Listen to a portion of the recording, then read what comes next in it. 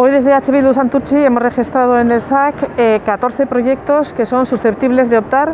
a la financiación por parte de los fondos europeos. Hemos optado a presentarlos después de haber preguntado varias veces al equipo de gobierno si estaba trabajando en esta línea y qué proyectos pensaba presentar, y no haber obtenido ninguna respuesta. Desde EH Bildu pensamos que no podemos dejar de pasar este tren y que lo que esperamos ahora es que tanto los técnicos del Ayuntamiento como el equipo de gobierno analicen nuestras propuestas para que alguna o varias de ellas puedan optar a estas subvenciones. Creemos que utilizar estos fondos europeos en este sentido, en estos sentidos mejor dicho, pues es un paso más hacia esa mejora de Santurtzi, hacia ese Santurtzi que todos queremos.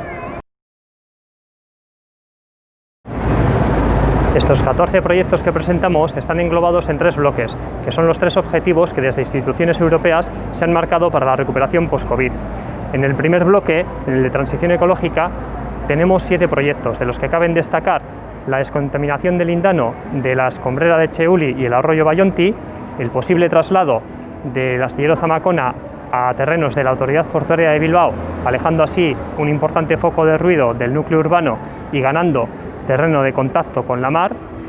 y un programa de regeneración